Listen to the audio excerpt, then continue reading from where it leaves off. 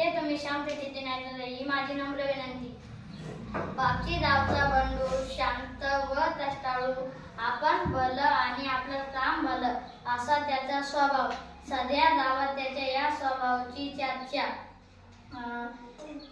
सकाळी लवकर शेतात जायचं, दिवसभराचं काम आटपून संध्याकाळी घरी यायचं, घरी आल्यावर आपल्या मुलींशी खेळायचं, कट्ट्यावर चक्कर मारायची आणि जेवायच्या वेळी पुन्हा घरी यायचं असा त्याचा दिनक्रम. सावळा रंग, शिरशिरीत आणि काठी आणि नाकासमोर चालणारा बंडू. एका वर्षी पीक पाणी बरं झाल्यावर बंडूंनी आपल्या कुटुंबासाठी आणि स्वतःसाठी इजा शिवली, पण त्यांचा अंदाज जरा चुकला. पुढे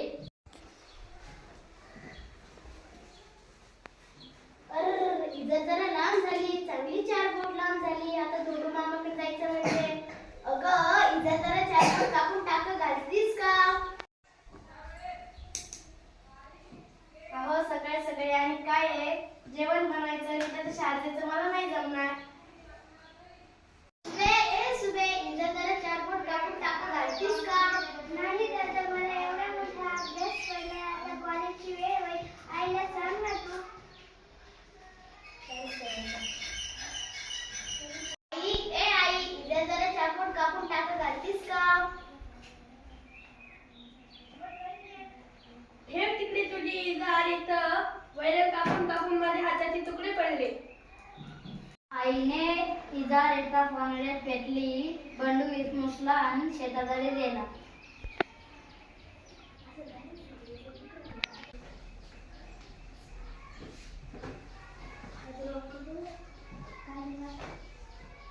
सकाळी तिचा दुरुस्त करायला पाहिजे होती. बंडूची बायको विजारीचे 4 बोट पाय कापते आणि दुसरून टाके घालते.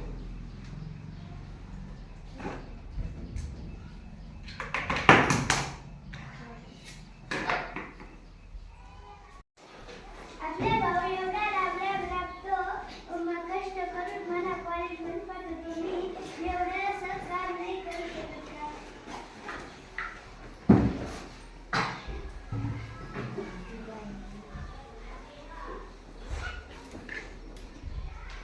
बंडूची बहीण विजारीचे 4 बोट पाय कापते, दुसरून टाके घालते.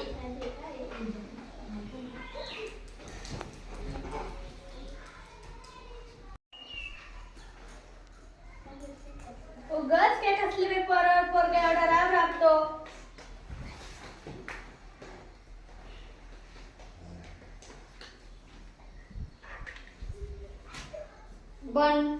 बंडूची आई जरीचे 4 बोट पाय कापते, दुसरून टाके घालते.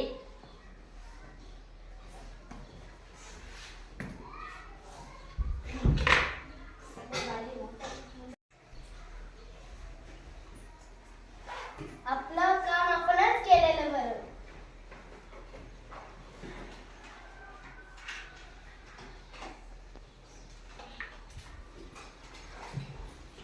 बंडू विजारीचे 4 बोट पाय कापतो, दुसरून टाके घालतो.